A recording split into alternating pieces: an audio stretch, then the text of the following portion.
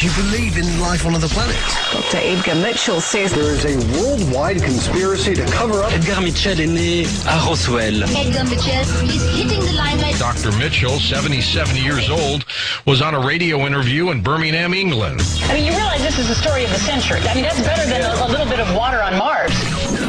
The UFO phenomenon is real. Whoa! former NASA astronaut Edgar Mitchell talking to the completely overwhelmed and astonished Nick Margerison on a little-known British station, Kerrang Radio. There's not much question at all, but there's life throughout the universe. We're not alone in the universe at all.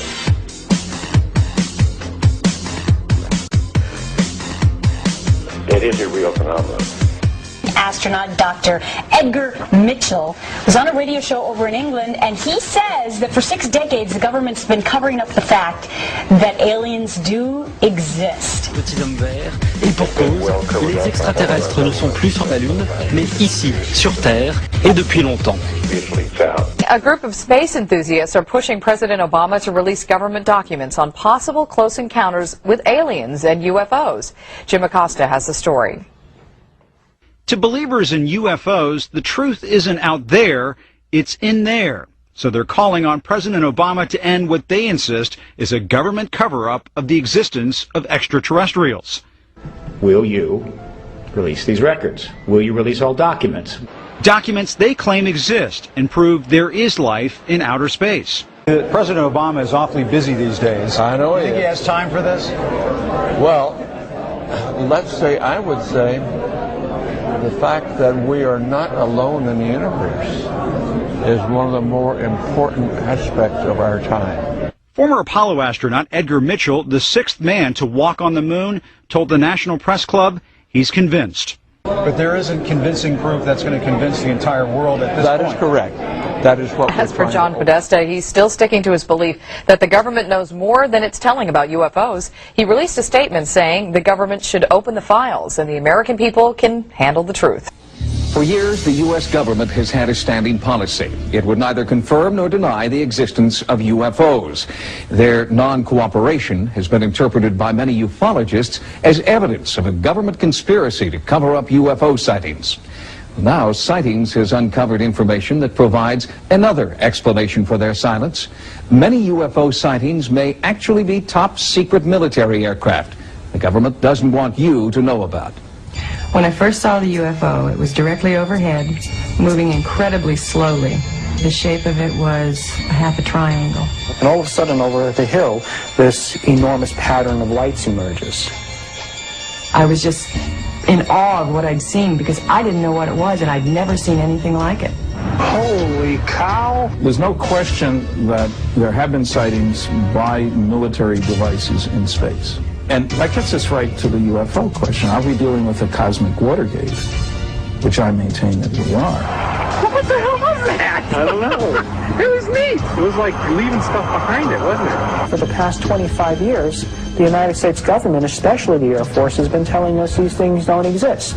I feel that there's been so much controversy about cover-ups and UFO phenomena and everything that goes on, and I think that someone needs to point out that a lot of it is just hogwash. If anybody says the United States government is not withholding information about flying saucers, simply isn't telling the truth, or they're totally ignorant one way or the other. Our most recent investigation has concentrated on a series of sightings in the western United States. Sightings has learned that many UFOs spotted in California and Nevada may actually be highly classified military experiments called black projects. Sources familiar with these black projects, many of whom wish to remain anonymous, have told us that the military is now experimenting with aerospace technology beyond our wildest dreams. The objects we're talking about are zipping around and doing hard angled turns, acute angled turns. In order to do that, it must be controlling gravity. And therefore, what you're talking about is a spacecraft, not an aircraft. I think you have to be careful not to confuse what's mysterious with what is virtually supernatural. Certainly some of these things are going to look very strange. They're very unlike aircraft with which people are familiar. Well, certainly the history of the flying saucer phenomena suggests that in the past, classified programs resulted in a lot of reports of flying saucers. And if you see all of the instances where conventional aircraft have been misinterpreted as flying saucers, it's quite easy to understand how unconventional aircraft could receive a similar misinterpretation. In the Nevada desert, we have things that would make George Lucas envious. We have things out there that are literally out of this world. Most aeronautical black projects reportedly operate out of this test site located at Groom Lake in Nevada. This installation is also known as Area 51, or Dreamland. The government denies the very existence of Area 51, but these photographs do prove there is an installation at Groom Lake. They have a hangar near the south end of the ramp that appears to have doors that are almost 200 feet tall, 400 feet wide. You can put anything in there. One of the problems associated with Groom Lake is the fact that it is a place that does not officially exist. This federal official insisted on hiding his identity. Area 51 is the most tightly secured installation in this country. It's guarded both over the air and on the ground by elite Air Force security police and Department of Energy special response teams. They're heavily armed, and their total mission is to keep people off of this installation. It's an ideal place for top secret, highly classified military projects, to refine them, to take them to the next level. This is the place. You have deep, deep desert valleys, high mountain ranges to camouflage and mask these things when they fly. The military is the top dog here in Nevada, no doubt about it. They run the show. If someone came to me and said there's just absolutely nothing that's secret, and they decided they were going to hike into Area 51, I think that could be the biggest and perhaps the last mistake they are going to make in their life. Are these people still locked into a Cold War mentality? Is that the point here? Or are they really hiding something that's totally alien? Is this otherworldly technology that's being applied to Air Force black projects? One of the most recent black projects to be leaked to the media has been dubbed Aurora. The few facts revealed so far about Aurora's speed and maneuverability are tantalizing. Rumors about Aurora first started after thousands of people in Southern California reported feeling earthquakes. Seismologists found that the tremors were not earthquakes, but were caused by sonic booms. The booms were the first hard evidence that high-speed, unidentified aircraft were operating over the western United States. We really can't tell what's moving. The only thing we see is a sonic boom, and that's telling us that something is moving faster than the speed of sound. So actually, we can't even tell it's an airplane. The sonic booms were tracked and found to be heading toward Nevada. At the same time, witnesses described an increasing number of UFOs that defied the laws of aerodynamics. If they are top-secret military aircraft, where is this new technology coming from? The technology is incredible. A Mach 6 airplane, unmanned aerial vehicle performing these incredibly banked high-speed turns.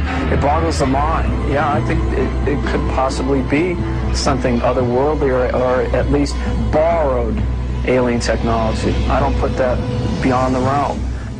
Top-secret testing of experimental aircraft does provide a compelling explanation for many UFO sightings. But what about sightings which occur in remote areas far from military bases, or sightings in which eyewitnesses claim personal contact? Further investigation is needed to provide a more complete answer to the UFO question. The most controversial subject we investigate on sightings is alien abduction. More and more seemingly credible people are coming forward, claiming that they've been abducted, probed, and manipulated by aliens. And now there's a new pattern developing. supposed abductees are returning from their experiences with a cautionary message for us all. There's a new, frightening chapter in the abduction story. Many abductees are claiming that their alien captors send them home with apocalyptic predictions about life on Earth. It's a terrifying conclusion to an already horrible ordeal. I'm on my back on the bed, and she's at the foot of my bed, and she's doing something to me. We had this flashback of being on this table, being surrounded by these beings. I don't know what she was doing. She had some sort of an instrument in her hand. Little gray guys, big dark eyes, and one of them's putting a needle in my neck.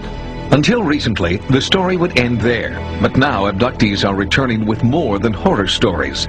They feel they are intergalactic messengers who must deliver dire predictions. This new mission intrigues Harvard professor John Mack. This Pulitzer Prize-winning psychiatrist at Cambridge Hospital is now treating people he calls experiencers. In his new book, Abduction, Mack presents 13 case histories. I thought this is crazy. I mean, I thought this is not possible. I'd seen many, many cases and worked for 2 years before I said, look, there's a mystery here. I can't explain this. There's something like what they're saying seems to be happening to them. You actually seen them in your room in bright sun daylight. What did you see? Currently working with over 100 patients, Dr. Mack's clinical approach gives abductees a chance to talk openly about their experiences.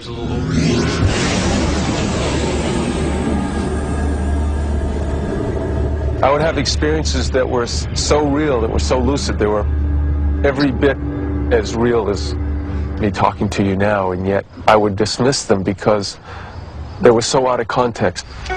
Joe is a successful businessman from Massachusetts who's had abduction memories since early childhood. He kept these experiences to himself until hearing about Dr. Mack's study. His abduction history is outlined in Mack's book. It's a detailed chronicle of otherworldly control and painful medical experimentation. They put something up my nose, and it was very disarming, and yet there's that sense of almost a split self, because there's a part of me that's terrified and doesn't understand, and yet there's this other part of me that they've already explained the procedure to and why. Over time, Joe's abduction experiences have changed. In an extraterrestrial version of the Stockholm Syndrome, he has less fear and has begun identifying with his captors. Once they begin to come to terms with their terror of the trauma, the experience tends to transform. They feel they're somehow connected with these beings, and they experience the beings themselves as closer to the source, which is a term they use very often, or home. It was the most profound experience of my life. But that kind of profound transformation does not happen in every case. The first being that I ever saw consciously in my entire life was sitting right here. Diane, a software test engineer, is also a patient of Dr. Mack's. She's documenting her encounters with these watercolor pictures. This picture was in the fall of '92. It took place here in the house, and I woke up, started to pivot around, found I couldn't move, and something released, and I said I could move. I scanned the room, just about to give up, and I see a small gray female being sitting there just waiting for me to spot her. And then she, I don't know whether she flew or what, but she sure came across the bed fast, right up to my face, and stared right like this.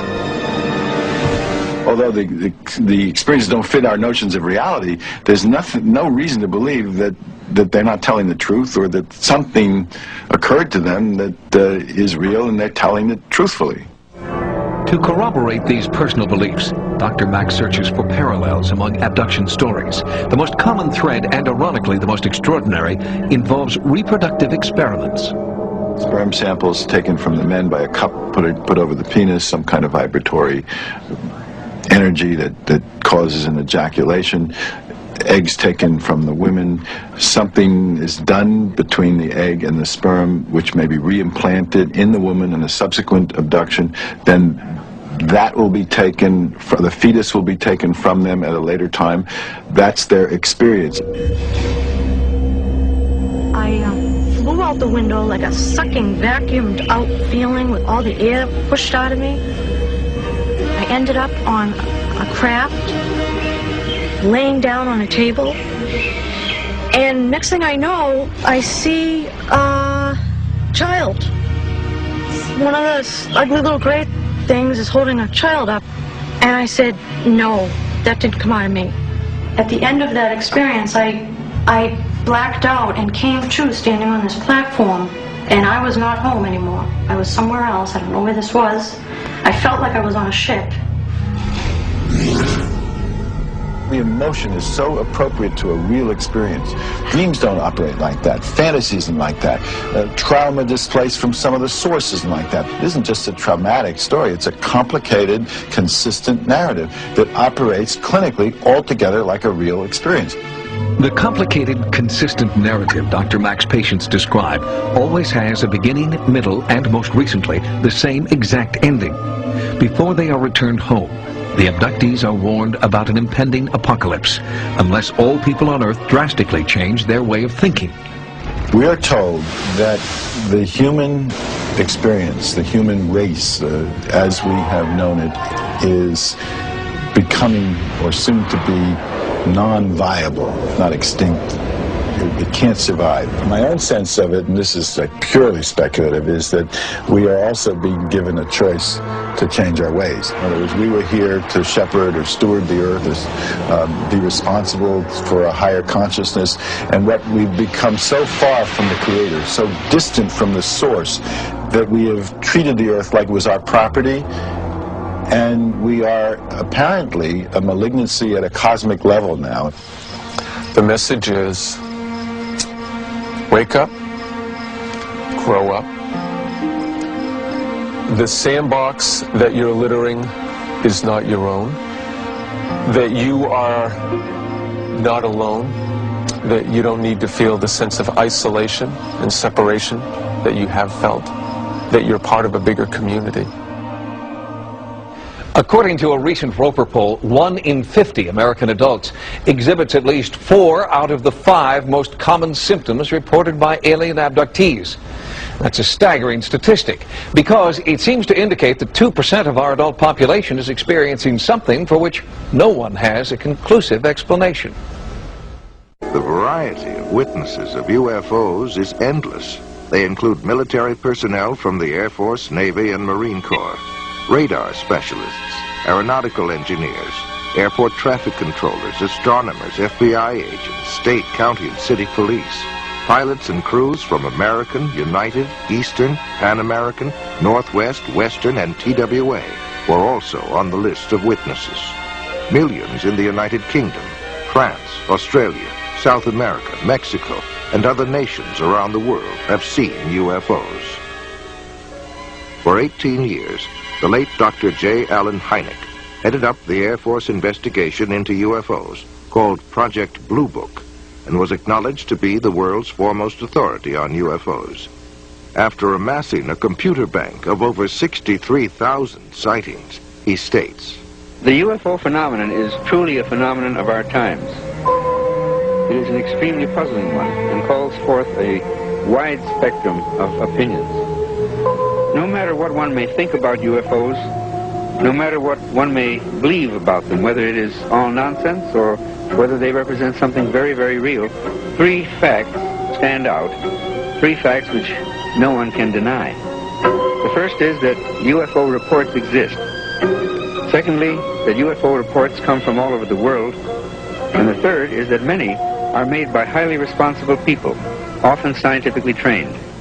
We scientists have no positive proof yet of the origin or even of the reality of these strange reported craft, but we do know that the reports themselves are very real. To find the answer to this magnificent scientific puzzle, the UFO phenomenon, we need to approach it with a truly open mind so we can explore all possible avenues of explanation." One of the greatest waves of UFO sightings in modern history came in 1965, with more than 500 cases reported during the summer months alone. One such case was near Ann Arbor, Michigan, where 50 people and 12 police officers in 3 counties reported having seen objects flashing across the pre-dawn skies. That evening, 87 female students at Hillsdale College near Ann Arbor watched an object flying around and flashing bright lights for a period of about 4 hours. Life magazine said, "Call them what you will. Flying saucers, unidentified flying objects, or optical illusions, they are back again and seen by more people than ever before." Last week, the manifestation seemed almost to have reached the proportions of an invasion. On the evening of October 25th, 1973, a young Pennsylvania farmer, Stephen Pulaski, and at least 15 other witnesses saw a bright object hovering over a field near them. Stephen grabbed his rifle and went to investigate. It was then that he noticed something walking along by the fence. They were hairy and long-armed, with greenish-yellow eyes, and a smell like burning rubber was present. Stephen sensed that these creatures were not friendly and fired a tracer bullet over their heads. And when they kept on coming, he fired directly at one of them. The creatures then all disappeared into the woods, and the glowing object disappeared from the field instantaneously. UFO researchers as well as a state trooper were called in to investigate. When they arrived, the people there told them that Stephen had been growling like an animal and flailing his arms. His own dog ran toward him, and Stephen attacked the dog. Stephen then collapsed, and after a time began to come to his senses. The entire group commented on the nauseating, sulfur-like odor that was present. The Amityville Horror was based on a factual account of what happened to a family in Amityville, New York. An irritating and nauseating odor seemed to accompany the presence of the ghost or spirit entity that entered there from time to time. Whitley Strieber wrote of his abduction experiences in his book, Communion. He said he could smell their presence and that it smelled like sulfur.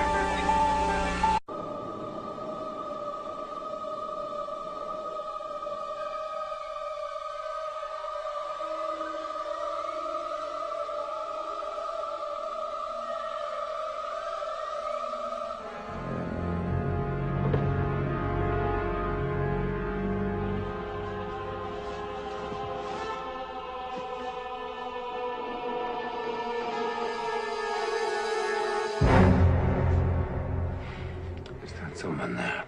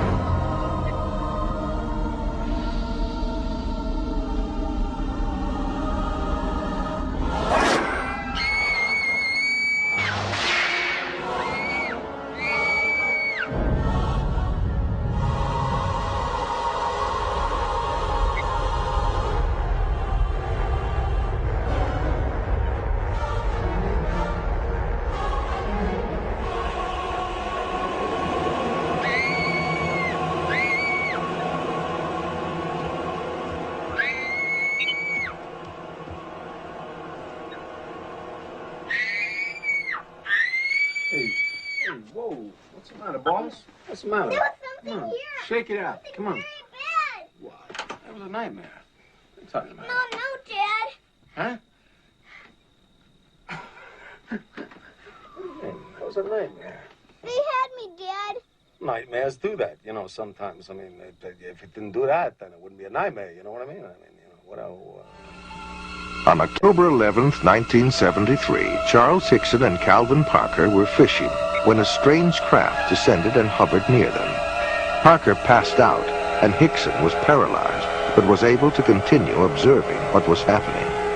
Two entities then emerged from the craft and picked Hickson up by his arms and carried him inside the ship, where he was thoroughly examined. He was then taken back to where they had been fishing on the riverbank. When the two fishermen went to the sheriff's office to report their story, they were interrogated and then left alone in a room with a hidden microphone. The recording of their conversation revealed that both men were quite frightened by their experience. The emotional trauma had been so great to Parker that after Hickson left the room, he began to pray. Ultimately, he suffered a nervous breakdown as a result of his experience. In the spring of 1959, UFOs brought panic to Soviet radar and Air Force personnel by hovering and circling for more than 24 hours above Sverdlovsk, headquarters of a tactical missile command. Red fighter pilots were ordered airborne to chase the UFOs away, but later reported that the alien objects easily outmaneuvered their jets and zigzagged to avoid their machine gun fire. The Russian spacecraft Salyut-6 returned to Earth in 1978 after 96 days in orbit. They told of a formation of UFOs which trailed them closely for 3 complete orbits around the globe. One of their cameras captured 20 minutes of incredible motion picture footage of this encounter. According to a previous mutual agreement, the Russians forwarded copies of the film to the United States to be analyzed. Unofficial statements from NASA state that it is the best motion picture footage ever filmed of UFOs. The foremost Russian authority on UFOs, Dr. Felix Zeigel, contends that UFOs may have frightened, harassed, and possibly even killed Russian cosmonauts on their missions. A top scientist, Dr. Leo Sprinkle, conducted a 5-year study of 82 persons who reported UFO experiences. Most of them were able to relive the experience through hypnosis, and all suffered severe psychological disturbances afterwards. They claimed to have been taken inside spaceships and examined by humanoids who communicated telepathic messages to them. In his book Secrets of the UFOs, ufologist Don Elkins made the following observation. I have found that some people can achieve the contact phenomenon simply by being hypnotized, and the same general message permeates over 90% of the millions of words received by thousands of people around the world.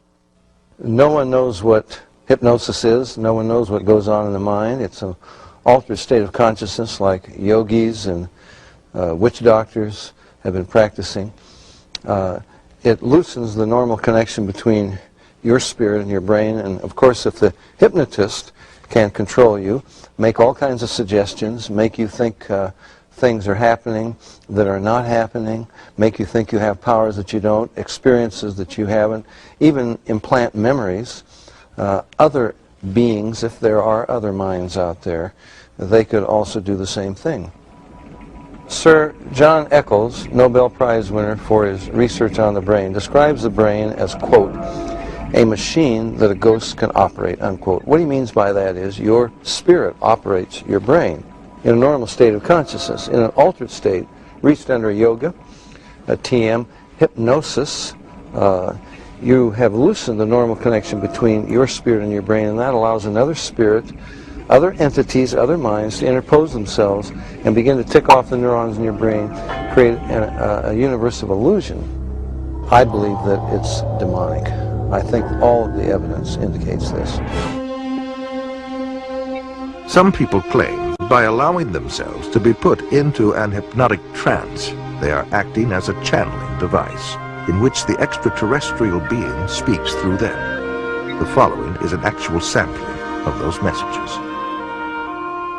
We come from the Interplanetary Confederation of Solar Systems, and our purpose is to aid our brother man on the planet Earth as the new age dawns. The teacher that was known to you as Jesus was able to use many more of the abilities than the people of this planet. Unfortunately, man upon planet Earth has misinterpreted the meaning of this man's life. He was no different from any of you. He was simply able to remember certain principles. He was simply able to remember certain principles. These principles may be realized by anyone at any time. It is only necessary that you avail yourself to our contact through meditation in order to begin to re-realize that which is rightfully yours, the truth of the creation and the truth of your position in it. Know ye not that ye are gods? We have been puzzled at times by the inability of the people in general of this planet to be awakened to this simple truth. We find that the state of hypnosis brought about by the evolution of thought of the people of this planet is so great that it is necessary for him to maintain a constant awareness of his spiritual nature with meditation. Man is now in the transitional period before the dawn of a new age. With peace, love, brotherhood, and understanding on man's part, he will see a great new era begin to dawn. UFO researcher John Weldon then offers this question. How credible is it to think that literally thousands of genuine extraterrestrials would fly millions of light years simply to teach New Age philosophy, deny Christianity, and support the occult?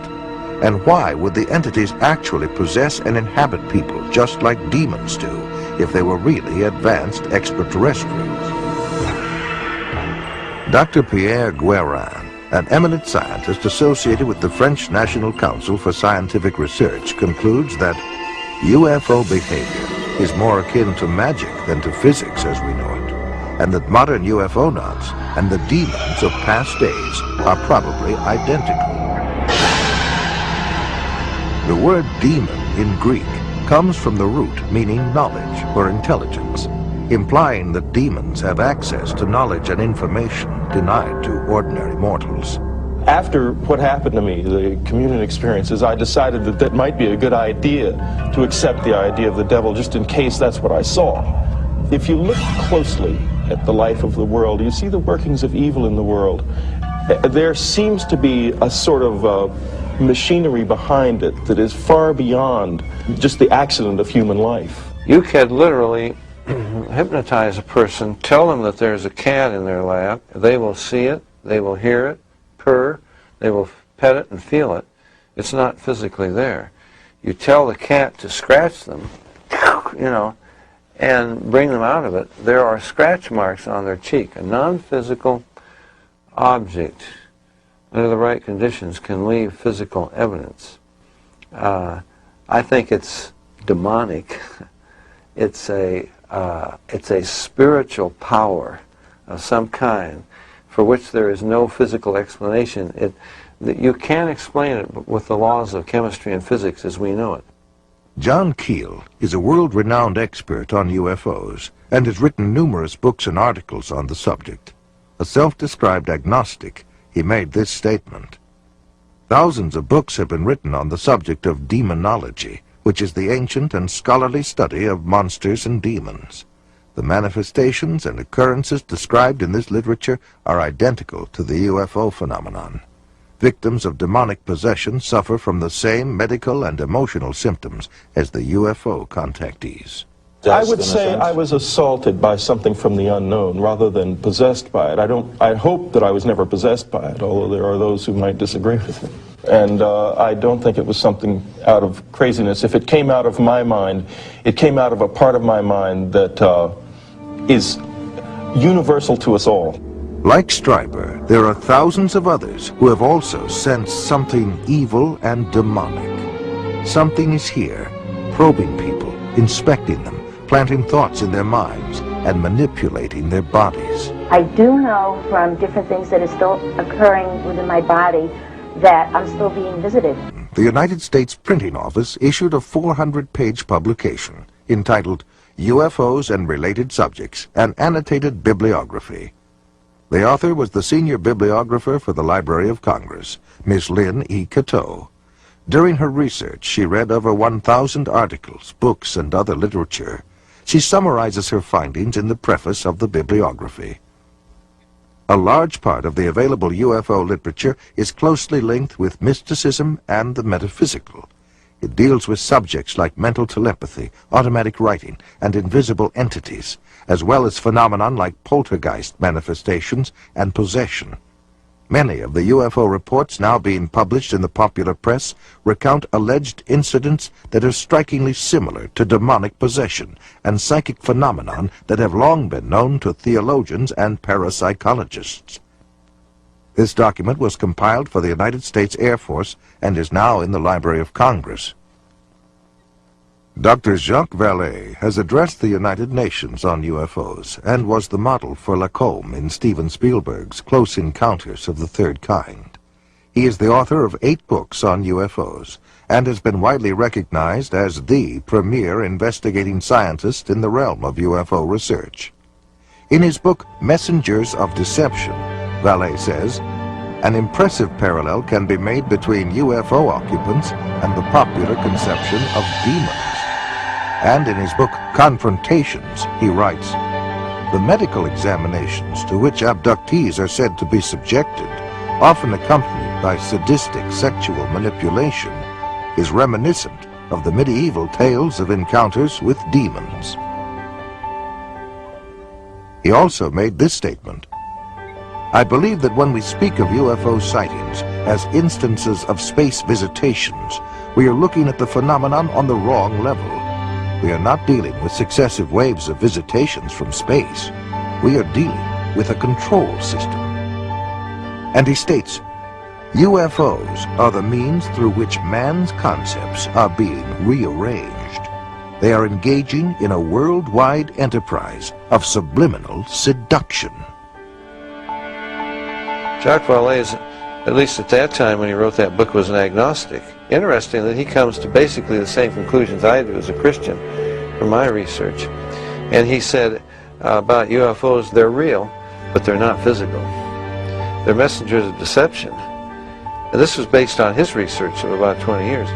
They seem to be psychologically preparing, setting us up for some ultimate delusion that is too horrible even to imagine as yet.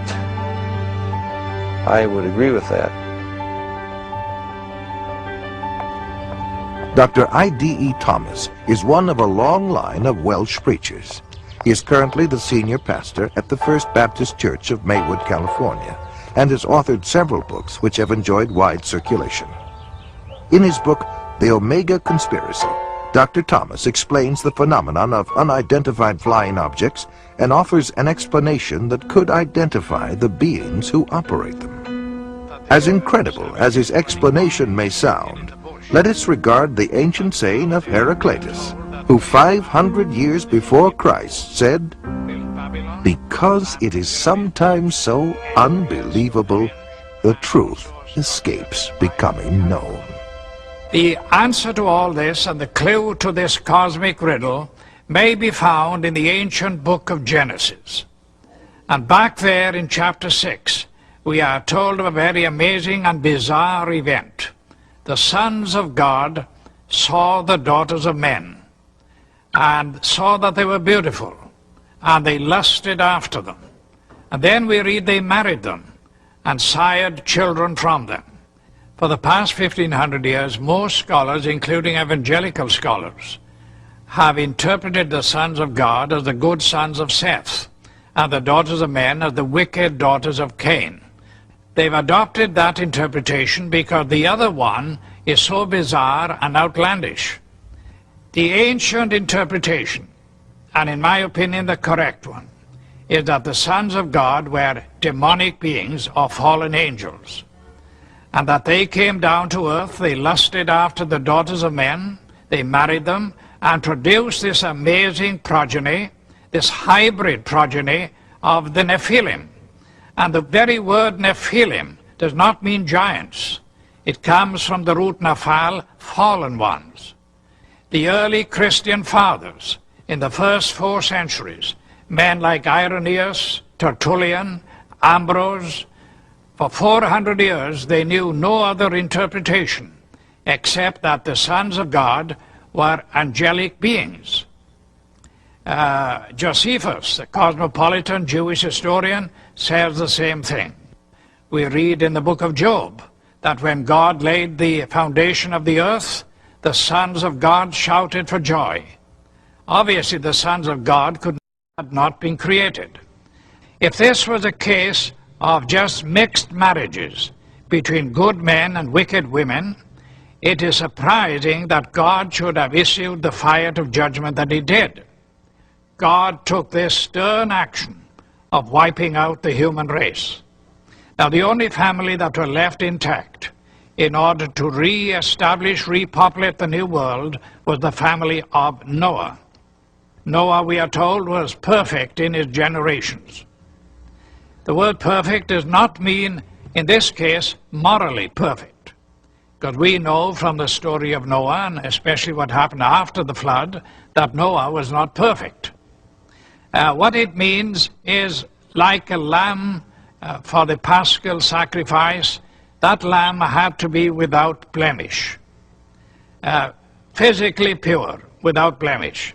So it seems was the case of Noah, the only family that remained uncontaminated from these strange beings that appeared from space. The only line that was pure and clean from God's standpoint to start a new world and a new civilization. Jesus said, as in the days of Noah, so in the days of the coming of the Son of Man. Of all the patriarchs and prophets of the Old Testament, the key to prophecy above all others is Noah. And something happened in the days of Noah that was a distinctive characteristic of Noah's time that didn't happen before or after. Wars and famines and pestilences and natural disasters have always happened. But something happened in the days of Noah. And the most sinister and bizarre of all the things that happened was this intermarriage between the angelic race and the human race. And of course, the mastermind behind it all was another angel, a fallen angel, Lucifer. Now, we believe that as they came in those days, we may very well be on the edge of another invasion from outer space, that Satan will once again make another attempt, maybe the final assault on the human race, in order to wean men and women away from the worship of God. He has tried before, he will inevitably try again. And by seducing the human race, by sending these so-called entities from space, demonic beings, he will try to get people all over the world to worship him and to deprive God of the worship that is due to him. Fortunately, we know what the end result is going to be. But this final or omega assault that will come at the end of time may trigger the coming back of Jesus Christ to rescue his own. Satan has failed before, and the Bible predicts he will fail again. No wonder New Yorkers looked up and said, you'd be saying, oh my God, too, if you saw this shot in the sports section with the understated caption, under ominous skies. Ominous. Shots came in from Harlem. Shots came in from Chelsea. Remind you of anything? The aliens' arrival in the movie Independence Day. At least New Yorkers didn't crash. They didn't flee. They did what any red-blooded New Yorker would do. They made home videos. Yeah, you know, I gotta say, I don't think I've ever seen anything like that.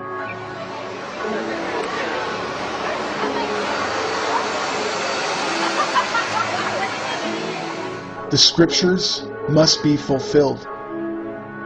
And that means the prince of the power of the air will be cast down from heaven and will attempt to once and for all wrestle away control of the world from God and take it for his own wretched use.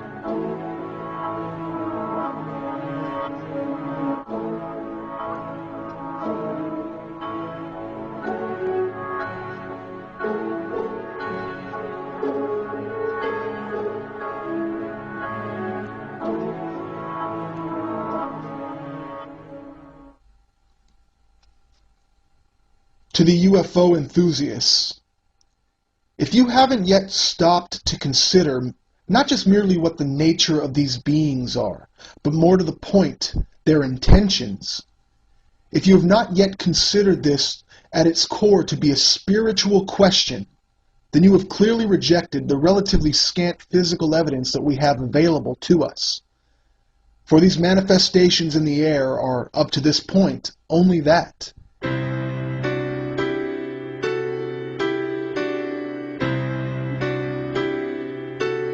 Pope Benedict recently came out to assure all Catholics that it's okay to believe in space aliens, and they would be our, quote, brothers.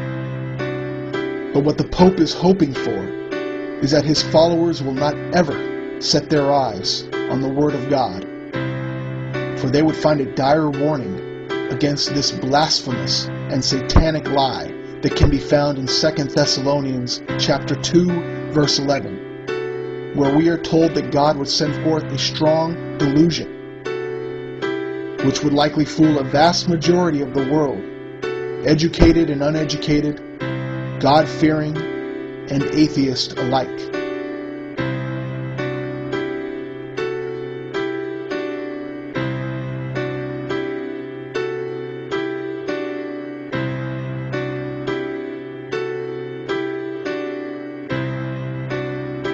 My friends throughout the world, first I must thank the leaders of each of your countries who have graciously and in the interests of peace turned over all their broadcasting facilities to us to help avoid confusion in this crisis. Your national leaders have suggested that a state of martial law will be most helpful at this time, and we agree. The visitors are not our friends. They've come to rape our planet and kill us. They are not who they appear to be.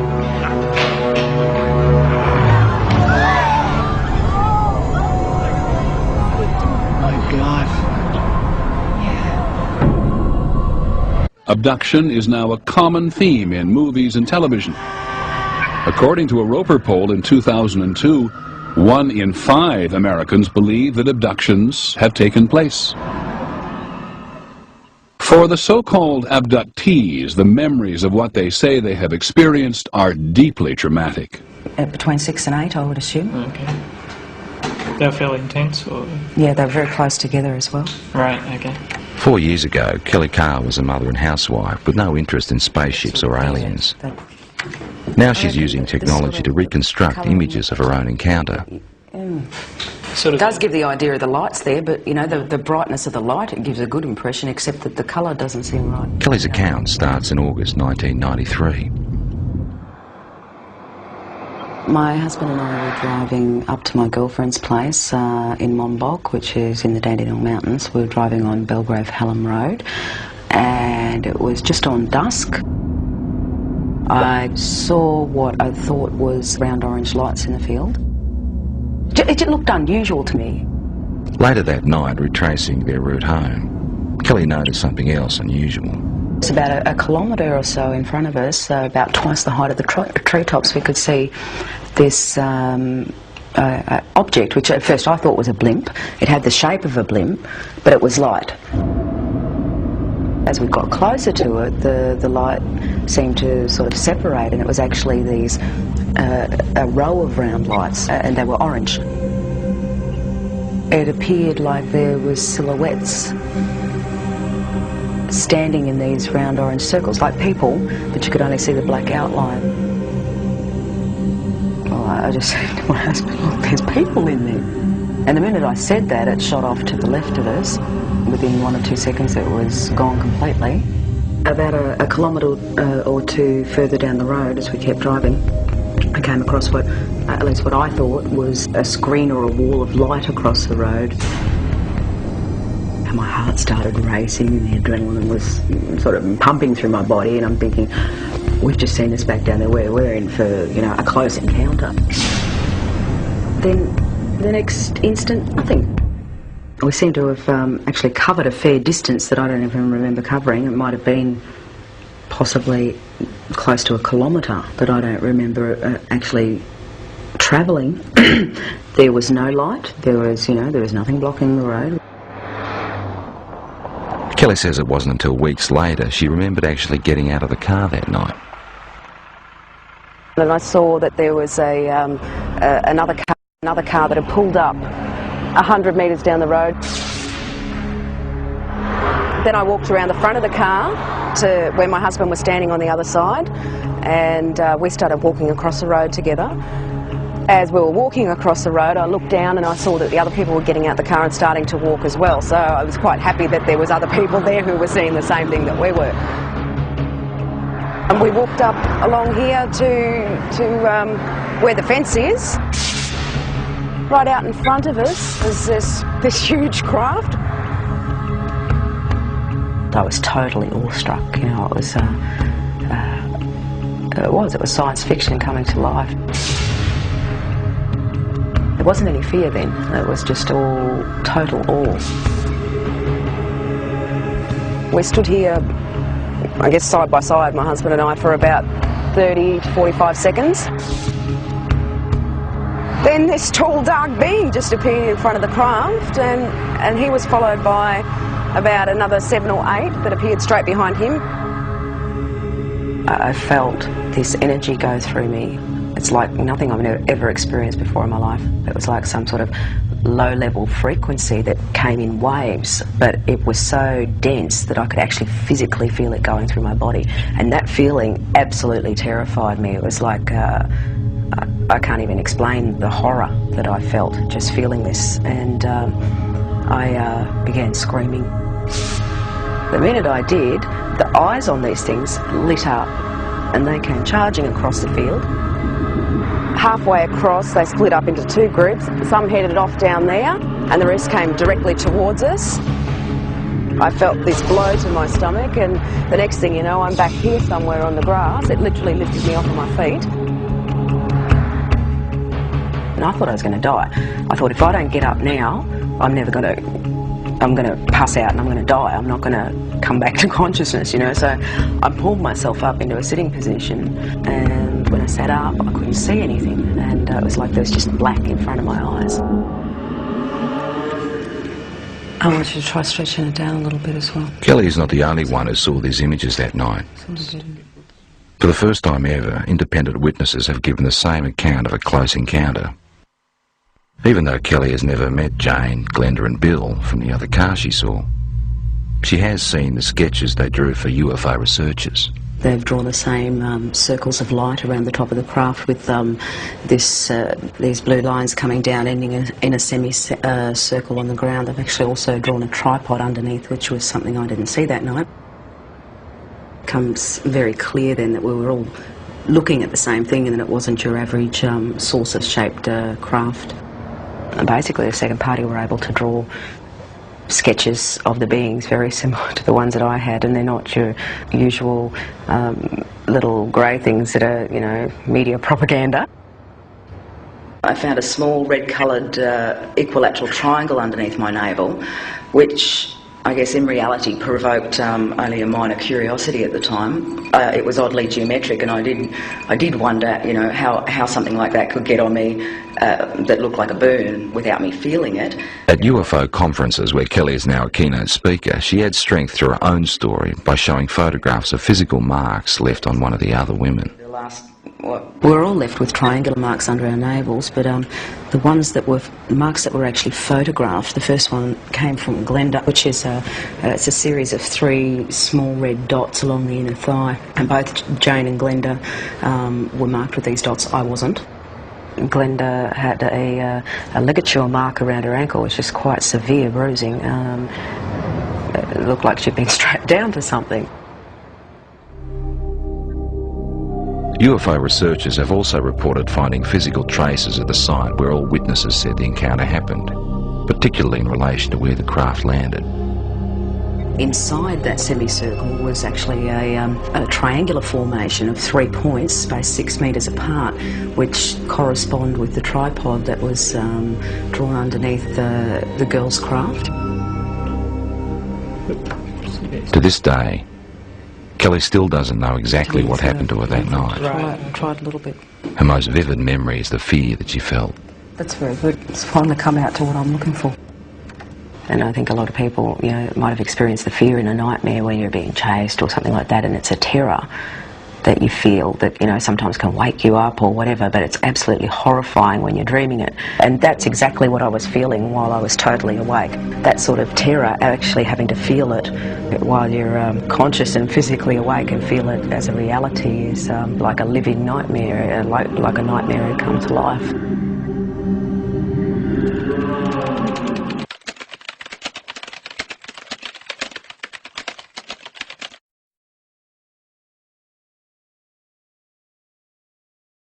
When men began to multiply on the face of the land, the sons of God saw that the daughters of men were beautiful, and they took wives for themselves, whomever they chose. Genesis 6, 1 and 2. There certainly have been sightings in that may be embraced by ancient mythology.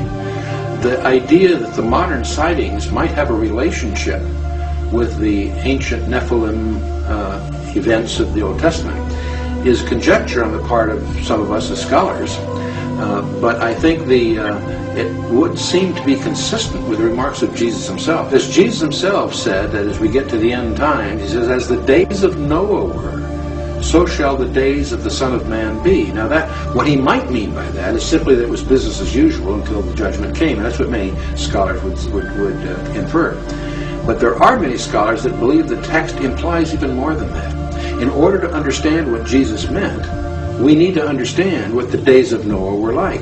And clearly, the 6th chapter of Genesis demonstrates that the purpose of the flood of Noah was to deal with what was in effect the gene pool problem. There isn't anybody who is predisposed to being abducted. The only thing is that their mother or their father must have been an abductee. And what that means is that they're abducted from the time they're infants all the way through until the time they're adults. And they're abducted in great frequency over and over and over again. So they usually talk about having sperm taken, having eggs taken, harvested essentially. When women become older, they discuss fetal implantations where they suddenly realize they're pregnant. And they'll take an early pregnancy test and it shows positive, which of course can't be possible. And they'll go to their gynecologist who'll do a blood test, which is absolute, which is 100% reliable, and the doctor will say, congratulations, you know, you're pregnant. And they think to themselves, this doesn't make any sense whatsoever. Doctors invariably think pseudocyesis, which would be hysterical pregnancy, when a woman really, really, really wants a child and begins to fantasize it and even causes some sort of physiological reaction. However, most people are not like that. Some people have already had kids, they don't want any more. Some are too young for it. You know, you have to have a certain sort of mental set to have pseudocyesis. Or they think miscarriage. And for women, they would say, well, you know, if I had a miscarriage, I think I would have noticed that. With fetal implantation, we get, of course, fetal extraction. When they are not pregnant, they'll remember events that happen where a fetus is extracted from them. It's very, very small, but they'll know during the event that the fetus is being taken. But it happens to them so often, it's familiar. So we've seen these reproductive procedures quite a bit. In fact, it's critical to the abduction phenomenon. Without the reproductive aspects of it, there wouldn't be an abduction phenomenon. This is the point of it. The Nephilim were on the earth in those days, and also afterward, when the sons of God came into the daughters of men, and they bore children to them. Those were the mighty men who were of old, men of renown. Genesis 6, 3 and 4. The word Nephilim comes from the Hebrew verb nephal, the fallen ones. They are the hybrid offspring of the Benaiah Elohim, the sons of God. It's a technical term, Hebrew term, used of angels. And these fallen angels cohabited with human women and produced a hybrid offspring. It was part of Satan's strategy.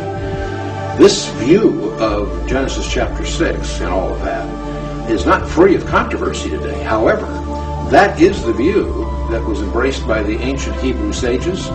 That is the view that is substantiated by the ancient rabbinical writings. That is the view that was accepted by the early church. When the Hebrew scriptures were translated into Greek, the language is even more specific. And so this idea that they were somehow just a leadership or sons of Adam or something were contrived arguments that emerged in the 5th century, so-called lines of Seth idea. Emerged in the 5th century, so-called lines of Seth idea. And that's still taught in many seminaries. The problem with it, it's not biblical. Because in the New Testament, it even confirms this. Both Peter and Jude make reference to this, clearly talking about these angels that went after strange flesh, that abandoned their previous clothing, they disrobed from their previous existence to indulge in this, what shall I call it, chicanery. This event was echoed in mythologies everywhere as the age of the Titans and demigods, the same way that the UFO phenomenon is echoed in our fiction.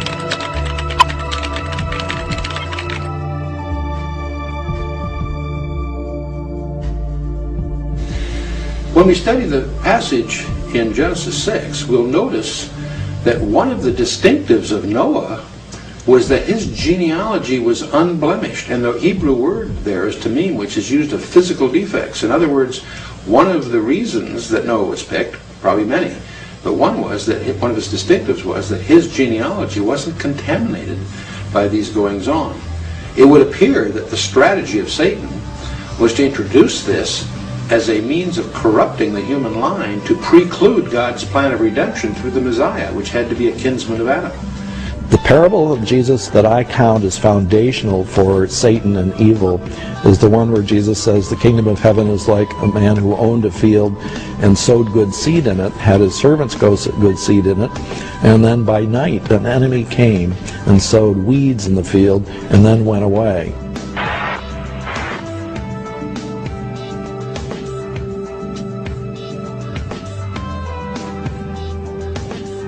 Well, the Nephilim in the book of Genesis, of course, are the hybrid offspring of these strange interludes between the fallen angels and the daughters of man, of Adam. And so they're hybrids. And they are very prominent in the early chapters of Genesis, but they're also, the scripture says, occurred after that to some extent. Right. But they're hybrids.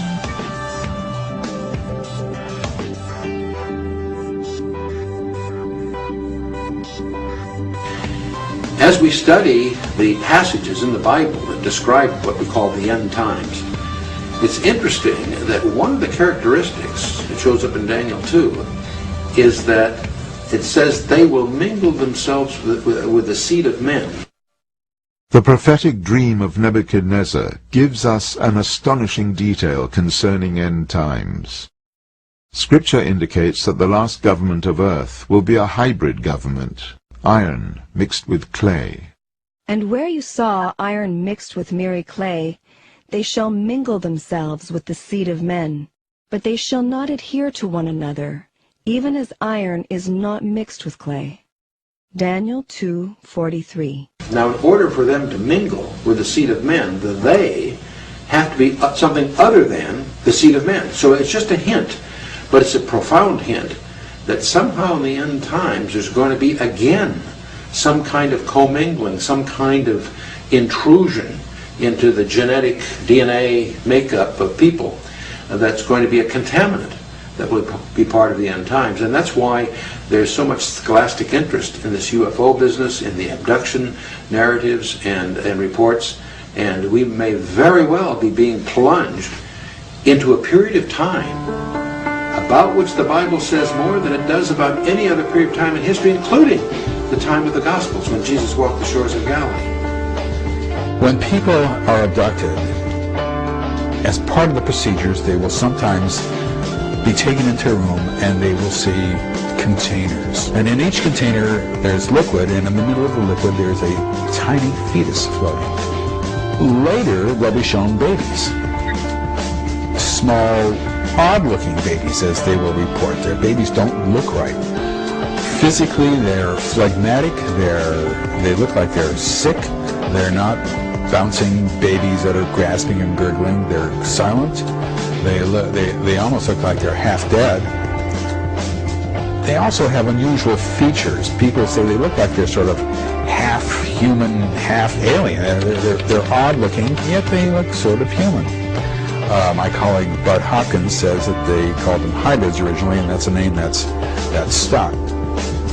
They then will have to hold the baby, have some sort of physical contact with the baby, put their hand on the baby's stomach, hold the baby close to their skin. There must be skin-on-skin contact.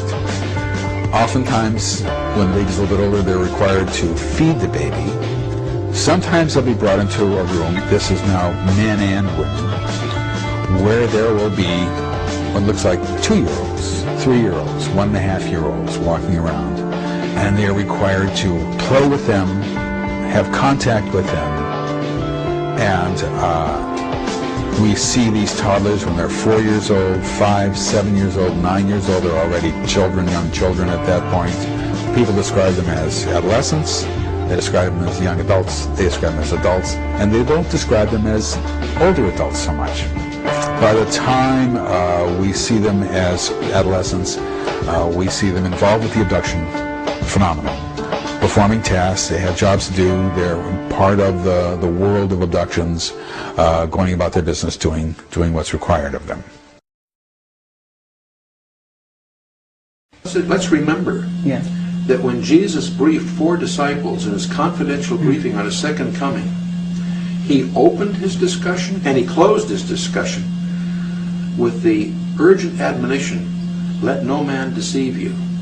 We need to understand that the characteristic of the period that we're being plunged into is one of deceit, one of very clever misguidance by the enemy. We do have an enemy. He's very knowledgeable, very resourceful. And we are moving into open spiritual warfare. We're used to conflicts in countries about politics, different views. Today, there's a fundamental war going on in worldviews. Sometimes abductees will be brought into a room and their attention will be directed at a screen-like device.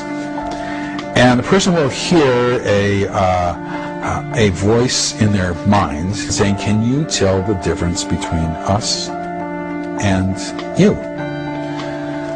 Now, depending on who the person is, they will say, what do you mean the difference between us and you? Everybody is the same. And they'll hear in their head, see?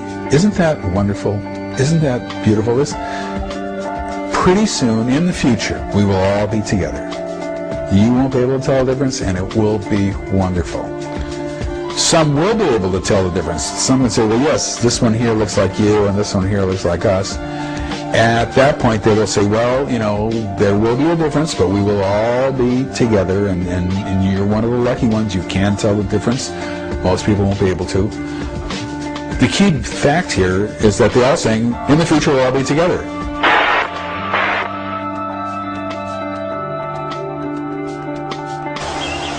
As you follow the progress through the centuries and you see how the power structures have changed, it has been going more and more towards an economical power structure to control the world with money. And that seems to be where it's going. More and more we're looking towards a world bank, a one world system, one world currency. I mean, already Europe has joined its currency together. Americans, North Americans are thinking the same way. So this is really the work of Satan. This is his way of getting command and control over the entire world. As we deal with the end time scenario in the Bible, one of the dominant players is a world leader. In fact, it's 2 guys working together, but it's a world leader that is going to successfully unite the world into a one-world religion. He's going to exalt himself above all that is called God. That includes Allah as well as the Jews and the Christians. He somehow is going to deceive the whole world. He's the most popular guy that's ever come along.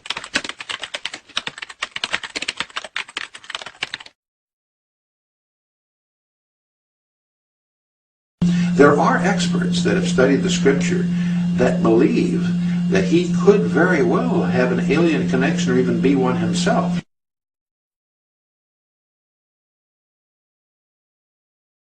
The involvement of these alien entities may be a far bigger factor in the climax that the Bible portrays than most classical scholars have really been sensitive to.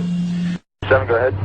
Yes, sir. I don't know what it was, but it just overflew like a couple of 100 feet above us. And it was like I don't know if it was a rocket or whatever, but incredibly fast, opposite direction.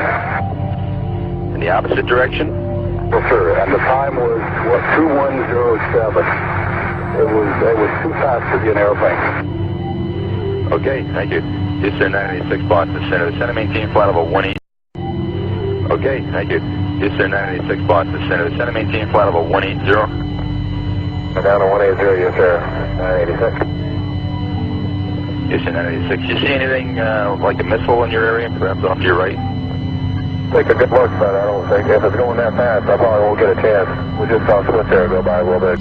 We found a phenomenon that is global, that is random, that is intergenerational, that happens in great frequency, something we never expected to see, that is goal-directed, that is done clandestinely, secretly, and that has as its goal ultimately an integration into the society on their terms, not on our terms.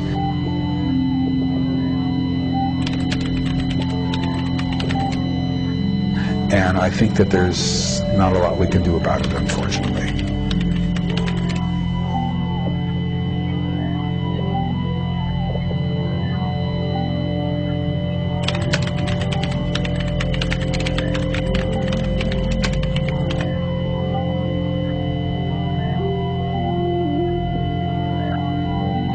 You know, it's interesting that in the book of Genesis, the very first prediction of Jesus Christ is when God declares war on Satan, Genesis chapter 3, and he speaks that the ultimate redemption of man will come from the seed of a woman. And there's even a hint of the virgin birth. But that phrase is actually a contradiction in biology as well as grammar, but that's the term used. But most people overlook in that very verse, he also speaks of the seed of the serpent. And so it's clear that Satan has a role in this final climax that we're all heading to.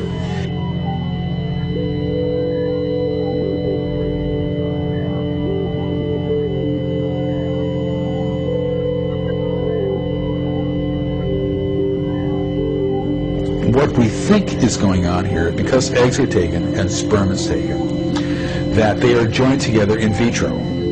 They are joined together outside, and at that point, either DNA is added or the fertilized egg is altered in some way. And when that happens, we posited that you're going to get a bell-shaped curve, that some are going to look really alien, some are going to look really human, and most are going to be in the middle. What we've also learned is that what they then do is take the DNA from one of these hybrid children and inject that into the embryo, and then you get a skewed bell-shaped curve where some of them look alien, a lot look in the middle, and a lot more look a lot more human. Then you take DNA from that generation and do the same thing, and you keep doing it over and over and over again until pretty soon you get hybrids that look very human. There's slight differences, but very human. And that is in fact what we have been seeing, much to our amazement and chagrin. But in contrast to stories from the ancient world, which produced giants, sexual contact between aliens and humans is absent. Perhaps this time a different strategy is at hand.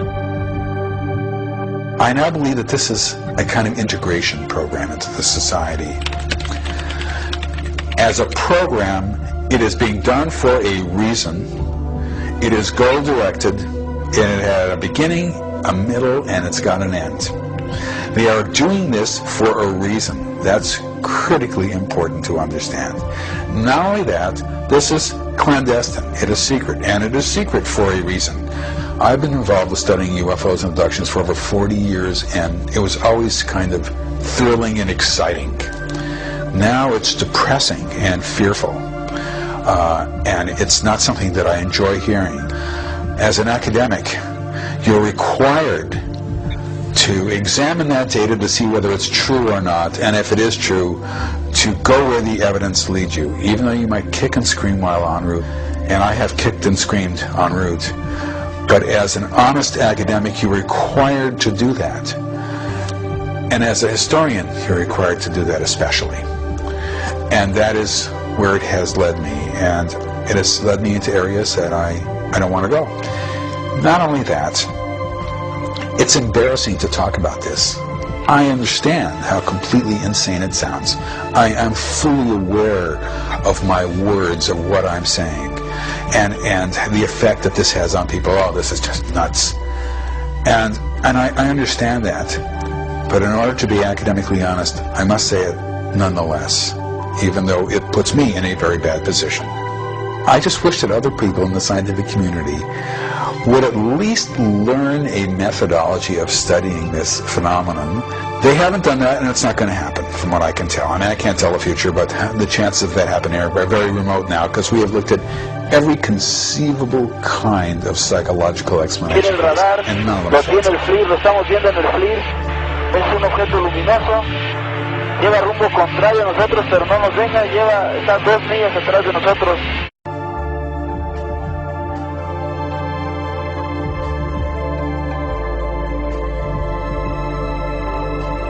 I am waiting for the coming of Christ. I believe he is coming in ships, right? And that he will come and collect us.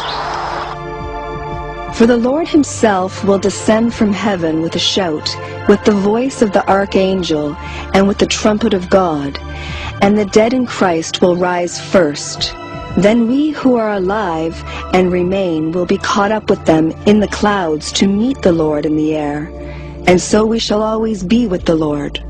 Therefore comfort one another with these words. 1 Thessalonians 4:16 and 17.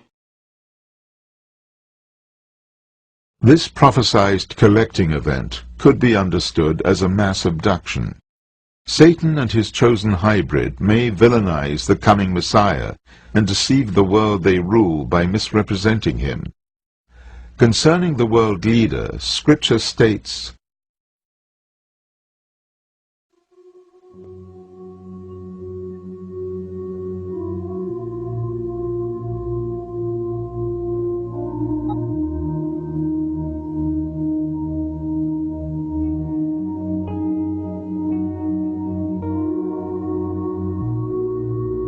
some of the passages that puzzle me the most in the Scripture, it describes that the whole world is going to go to war against God. Now, I can understand the world rejecting God, I can understand the world not believing God, but somehow it's always been hard for me to visualize the world mustering its resources to go to war against God. And yet that's clearly what it says in Psalm 2 and a number of other places.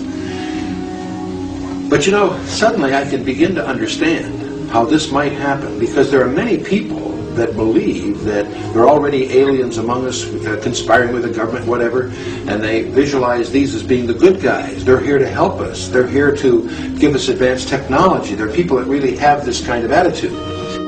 One of the other procedures that people describe is a certain kind of staring procedure, where a person will say that they're being looked at, and I'll say, well, what do you mean being looked at? Do you mean they're just looking you over, you know? I'll say, no, he's looking at me very closely. And I say, well, where is he looking? Is he looking? These are purposely misleading questions. Is he looking at your abdomen? Is he looking at your stomach? Is he looking at your knees? You know, where's he looking? No, he's looking at my face. I say, well, is he looking at, you mean your chin? He's looking at your chin? No, he's looking at my eyes. And I'll say, well, how far away is he from you? Well, his forehead is touching mine. I'll say, well, can you close your eyes? No. Can you look away? No. And they're being stared at a distance of maybe an inch, 2 inches, sometimes forehead touching forehead. What this is some sort of neural engagement. And people can see and imagine things that are going on in their brain practically. They can almost understand which neurons are being innervated as they're hooking into the optic nerve and using that as a conduit to go into other neural pathways and innervate specific anatomical sites within the brain. People see images in their mind when this happens. They will see images of horrible events, catastrophic events happening, the Earth breaking in two, nuclear war, a meteor hitting. In this imaging that they're going through, they will have a job to do or tasks to do. Now, the reason I could think this is because there were other kind of neurological events that were happening to them that they kept describing these, where they would have to sit at a council and perform certain tasks almost electronically, or with their, or have to do something with their eyes. They would have to look at a specific situation and change it with their eyes, or there were all sorts of things that they had to do, all of which had something to do with neurology. Their eyes, or there were all sorts of things that they had to do, all of which had something to do with neurology.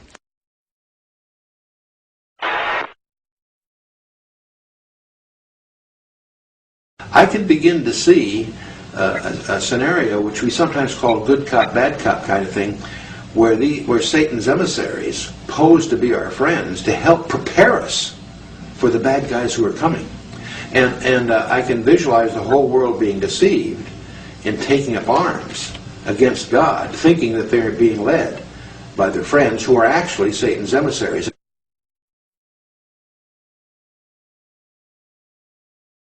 Eventually, they began to talk about how in the future they would have these certain tasks to perform, and they had to make sure that they performed these correctly. And we began to realize that from the time they were children all the way up through adults, they were being trained over and over again to obey eventually the signal when it was given for them to do certain tasks that they had to perform in the future. There are passages in the book of Revelation which describe spirits like frogs that lead the whole world to the battle of God Almighty. And I suddenly can, in my imagination at least, visualize a scenario where these beings, if they become prevalent enough and powerful enough and accepted enough by the culture, getting the culture to take up arms against the second coming. And that could be what the Bible also seems to call the gray line. The Scripture does say that God has sent us on an illusion, that they will believe the lie, not just a lie, not just a deceit. There's apparently a specific, gigantic deceit that's going to be involved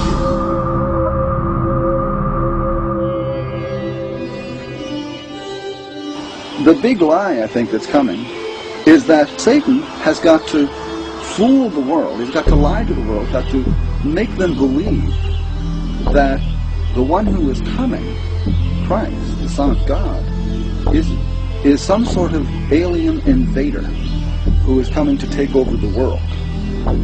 And so making him seem like an alien invader will make it very easy to get the armies of the world and the governments of the world in line to defend the world against such an invasion.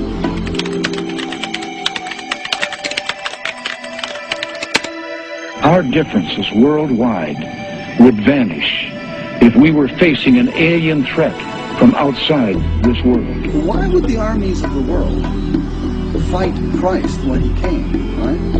Well, they had to be, number one, fighting for Satan against Christ. So Satan has got to fool the world, he's got to lie to the world, got to make them believe that the one who is coming, Christ, the Son of God, is some sort of alien invader who is coming to take over the world. And so making him seem like an alien invader will make it very easy to get the armies of the world and the governments of the world in line to defend the world against such an invasion. So this is one possibility, I think, that is coming. Clear. 7, go ahead. Approaching at 10 o'clock high. This is Houston. Say again, 7? We have a bogey at 10 o'clock high. Roger.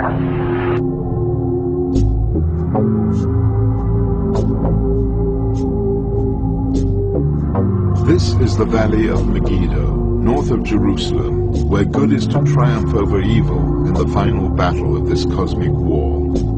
The prophesied kingdom of the Messiah will then be established.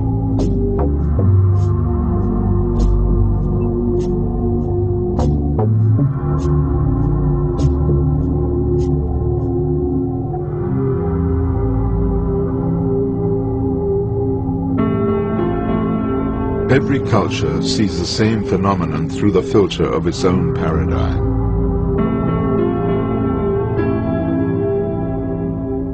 However, the Bible presents us with a reality that spans all civilizations, in which the angels of God are here on earth, and their influence is unmistakable. The UFO phenomenon is evidence of their presence. Throughout the ages, Satan has worn the cloak of many disguises, and has brought entire civilizations under his worldview, reinventing himself each time, always as a higher entity, a god. Today, he has turned himself into a myth, fictionalized history, and has been rewriting it for us. Scripture cuts through his disguises and reveals their evil strategy. Will you recognize the truth? Will the world, at Satan's command, take up arms against God as prophesied? At this turning point in our history, as the fallen angels present themselves as the saviors of mankind, will you be seduced?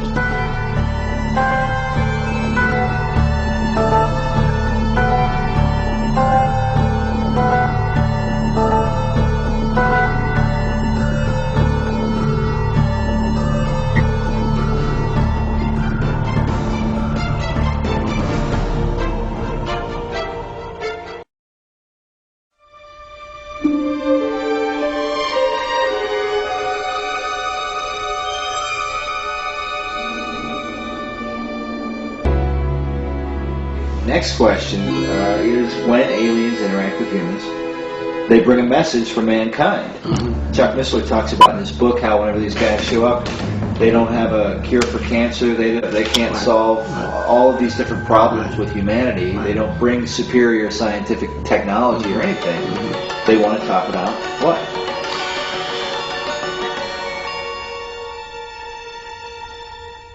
They talk about who God is as a life force, as a force. They talk about many times, as I just mentioned, that they, the aliens, genetically manipulated us. They talk about that they have a holographic film of the crucifixion, which will be actually in Nephilim 3. I'm working on that now. That's part of the hook of Nephilim 3.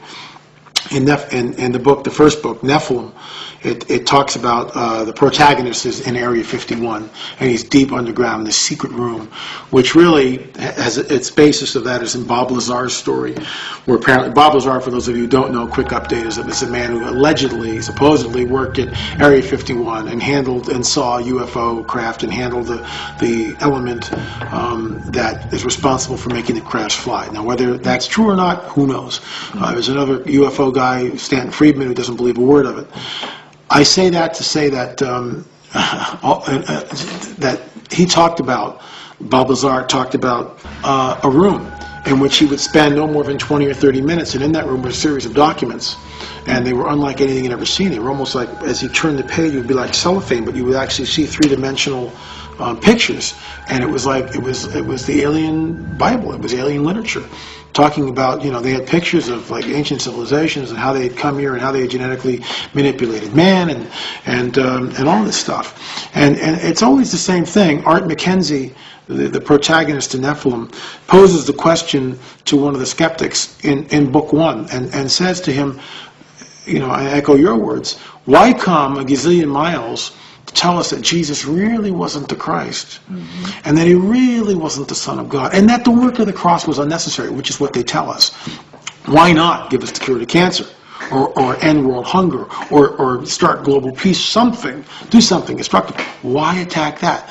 And, as all my research in the occult and in cults in general, there's always two trademarks of a cult, and one is they deny the deity of Christ, and the second one is they deny the work of the cross. Always. They always go after those two things. Well, he wasn't really God. He was just he was a good man. He was a guru. We genetically made him. He was a walk-in. We inhabited Jesus' body. The crucifixion really wasn't necessary. We helped in the resurrection. And that's, when you get into this stuff, that's what they talk about. I mean, I'm not saying this. I'm just repeating what people who have had encounters with aliens. This is the stuff that they bring back and tell us. So as Christians, our antennas should be up, flags should be on the play, whistles should be blown, call a timeout, and say, wait a minute, what does Paul say? Anyone who brings us another gospel, let them be anathema, let them be cursed. And that's another gospel, isn't it? Saying that Jesus, is not the Son of God, that he wasn't here in the flesh, and that the work of the cross really didn't matter, which is everything. The work of the cross is everything.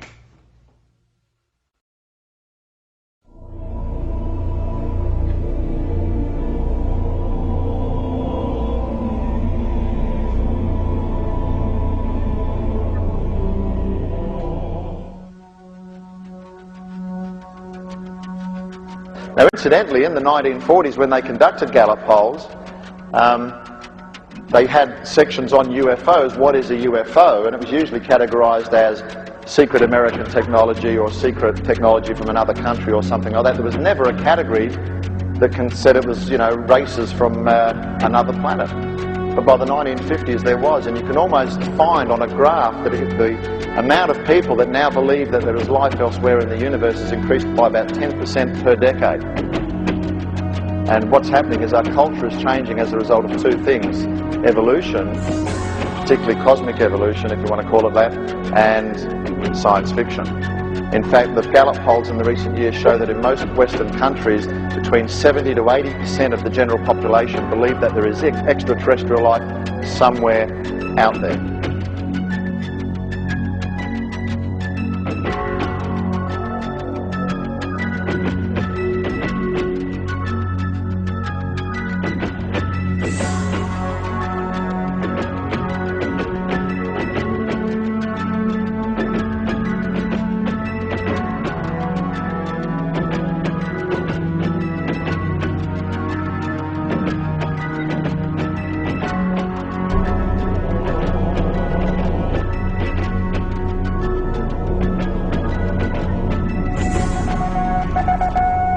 Headline edition, July 8, 1947.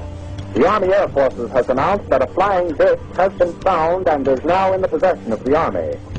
They looked something like a pie plate that was cut in half with a sort of a convex triangle in the rear. I think it's time to open the books on questions that have remained in the dark, on the question of government investigations of UFOs. It's time to find out what the truth really is that's out there. We ought to do it really because it's right. We ought to do it because the American people, quite frankly, can handle the truth. And we ought to do it because it's the law. Major sighting here on the 13th of March. Weird happenings in the skies over Phoenix recently, and no one seems to be able to explain what it was. And now, suddenly 6 amber orbs in a row, totally equidistant from each other, massive span across, pop up. People say they saw strange lights, a series of strange bright lights seen over the skies of Arizona. Gets a lot of people wondering what the heck. There's going to be a time where they're not going to be able to hide it anymore. The availability of witnesses was extraordinary. There are another 10,000 Arizonans who saw the same thing. Eyewitnesses who saw it say it's like nothing they've ever seen before. Many investigators call it the largest sighting ever, lasting the longest amount of time, seen by the largest number of people. The data speaks for itself. Plus, I have photographs that cannot be explained or denied. Last night, shortly after 8 p.m., hundreds, maybe thousands of Arizonans reported seeing a triangular-shaped object with thousands of people saw more than stars in the night sky. The mystery remains unsolved and controversial. The people who saw the lights will say the lights were orange, they were bright, and they were big, and they were like nothing they've ever seen before. And there's been no official explanation. Bigger question is not, is there a phenomenon, but what is this phenomenon? I'm learning that this is happening worldwide. What's going on here? What is this?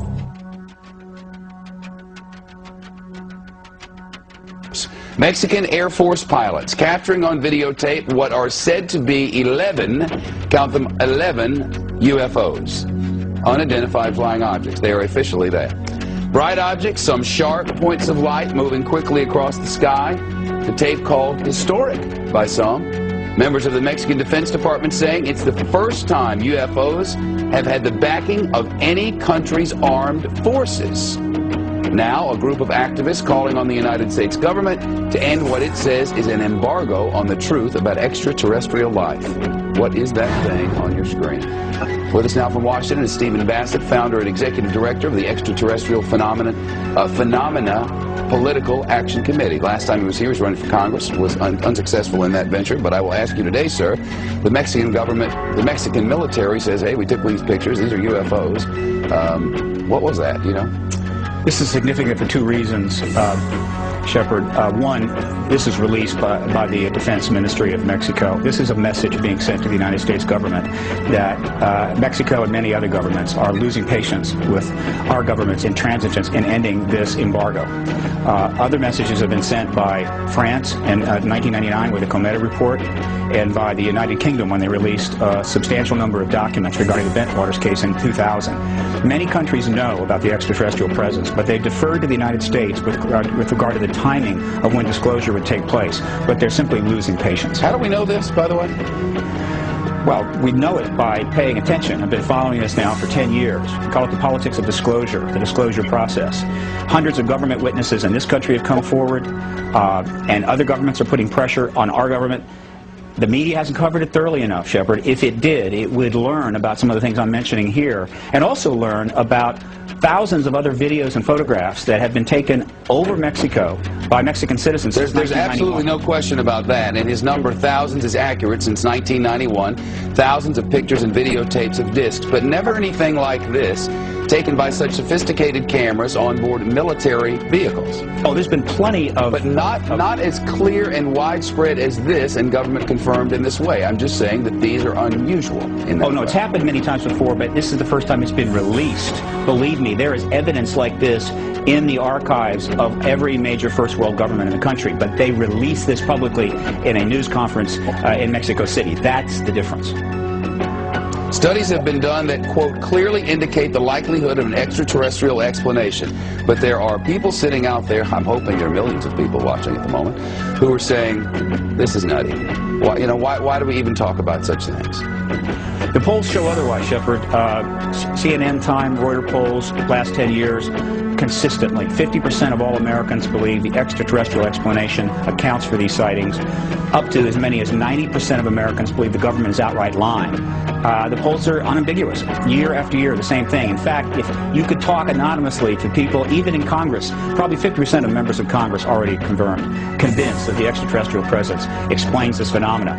Disclosure is at hand. It is very close, and the American people need to prepare themselves very soon for an announcement from our government that there is, in fact, an extraterrestrial presence engaging this planet and the human race. All right, well, there you have it. Perhaps we need some outside universal threat. I occasionally think how quickly our differences worldwide would vanish if we were facing an alien threat from outside this world.